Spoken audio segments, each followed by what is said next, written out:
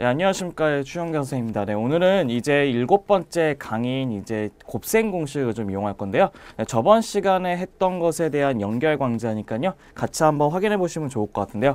저번 시간에 어떤 것을 먼저 했었냐면요. 이런 걸 먼저 했었습니다. 우리가 2의 x에다가 마이너스 1에다가 그 다음에 3x에 예를 들어서 플러스 2라는 식이 있다고 했을 때 두 개의 그 다항식을 하나의 다항식으로 만들 때 그 과정을 뭐라고 했냐면 전개라는 과정을 이용해서 했습니다. 전개. 그 전개라는 과정을 이용할 때 어떻게 했냐면 얘네 두 개를 같이 곱해가지고 뭐가 되냐면 6x의 제곱이 됐었고요. 그다음에 이렇게 두 개를 곱하면 뭐가 됐었냐면 플러스 4x가 됐었고, 그 다음에 이렇게 두 개를 곱하면 마이너스 3x가 되고요. 그다음에 이렇게 곱하면 뭐가 되냐면 마이너스 2가 된다는 것도 확인할 수가 있었어요. 그래서 여기 있는 두 개의 동류항끼리 계산을 해가지고 그 식을 어떻게 만들었냐면 얘를 6x의 제곱 플러스 x의 빼기 2라고 하는 두 개의 다항식을 하나의 다항식으로 전개하는 방식을 전개라고 했었죠. 근데 오늘은 그거를 좀 더 효율적으로 진행할 수 있는 공식들에 대해서 볼 건데, 그 공식들을 이름하여 뭐라고 하냐면 곱셈 공식이라고 얘기한답니다. 근데 그 곱셈 공식들의 기본적인 것은 알고 있어야지 나중에 문제 같은 거 풀거나 도움될 때 되게 편하니까요. 한번 곱셈 공식이 뭐뭐인지 먼저 한번 확인해 보도록 한번 해볼게요. 첫 번째는 곱셈 공식 중에서 이제 무엇이 있냐면요. 이제 얘네들의 제곱식으로 되어 있는 그것 중에서 이제 두 개의 항으로 되어 있는 것도 한번 봐볼 겁니다. 첫 번째는 뭐 있냐면 이게 있어요. 2차식이 되어 있는 첫 번째는 곱셈 공식의 첫 번째 1번은 a 플러스 b의 전체 제곱이래요. 그래서 얘네들 같은 경우 보게 되면 이런 게 있어요. a 플러스 b의 전체 제곱이라고 한다는 것은 그게 a 플러스 b에다가 얘도 a 플러스 b 두 개를 곱하는 게 바로 a 플러스 b의 전체 제곱이잖아요.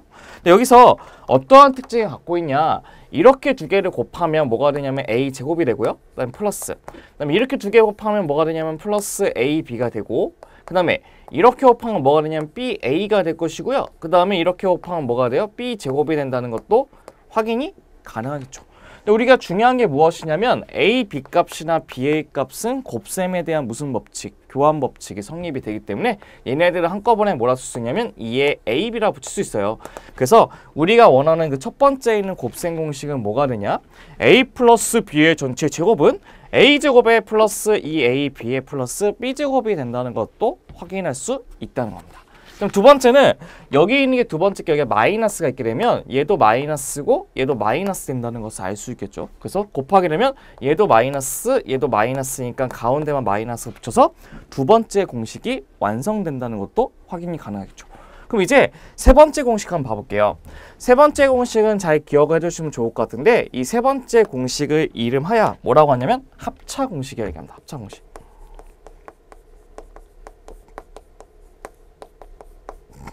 그러니까 합하고 차가 같이 있다고 해서 합차 공식인데, 그 합차 공식도 한번 전개를 시켜보면 이렇게 돼요. 어떻게 되냐면 a-b에 그다음에 a 플러스 b라고 하는 합차 공식에 있게 되면 첫 번째 한번 두 개 한번 쭉 한번 전개 한번 시켜보도록 해보죠. 이렇게 두 개를 곱하게 되면 a제곱이 되고 이렇게 곱하게 되면 뭐가 되냐면 플러스 ab, 그 다음에 이렇게 곱하면 마이너스 뭐가 되냐면 ba, 그 다음에 이렇게 곱하면 마이너스 b제곱이 된다는 것을 알 수 있죠. 근데 곱셈 공식에 대해서 어떤 거? 곱셈에 대한 교환 법칙이 성립하니까 ab 값하고 마이너스 ba 값은 동일하겠죠. 그 두 개를 싹싹 지워서 이 값은 뭐가 돼요? a 제곱 빼기 b의 제곱이 된다는 것도 확인이 가능할 겁니다. 그 다음에 네 번째 같은 경우는 이제 그 새로운 다항식 있잖아요. 얘처럼 같은 다항식이 아니고, 같은 꼬락선의 다항식이 아니고 전혀 다른 식의 다항식인데 걔네들도 똑같아요. 맨 처음에 이 두 개를 곱하게 되면 x제곱 나오죠. 맞죠? 그 다음에 이렇게 곱하면 ax, 그 다음에 이렇게 곱하면 뭐가 되죠? bx죠. 그 플러스 bx니까 두 개를 묶어서 a 플러스 bx 된다는 거 알 수 있고요. 마지막에는 두 개 곱하면 뭐가 돼요? a, b가 된다는 것도 확인이 가능할 겁니다. 그래서 얘네들의 예제를 보게 되면 이런 식의 예제도 확인하시면 좋을 것 같아요. 어떤 예제냐면 x 플러스 2하고 그다음에 x 플러스 5라는 것을 한번 전개를 시켜보고자 한다면 이 공식에서 a는 2가 되고 b는 5가 된다는 것을 알 수 있죠. 자, 전개시키면 x의 제곱에다가 플러스에 두 개를 더하면 2하고 5를 더하면 7이 되죠. 7x 플러스에 곱하면 2하고 5를 곱하면 10이 된다는 것도 확인 가능했죠. 그러니까 이런 식으로 곱셈 공식을 이용하면 이게 전개시킬 때 분배 법칙을 안 쓰고 바로 쓸 수 있다는 것도 알 수 있을 겁니다. 그래서 이제 5번째 공식도요. 얘를 똑같이 시작하게 되면 이렇게 곱하게 되면 ACX 제곱이 될 것이고 얘네 두 개를 곱하면 AD의 X 플러스 두 개 곱하면 BCX가 돼요. 그래서 걔네 둘을 묶게 되면 AD 플러스 BCX가 될 것이고 마지막 거는 이 두 개를 싹 곱하면 플러스 BD라고 하는 새로운 2차식에 관한 공식이 나온다는 것도 확인이 가능할 겁니다. 얘도 한번 같이 봐주시면 좋은 우리의 첫 번째는 곱셈 공식에 대한 내용이 될 것이고요.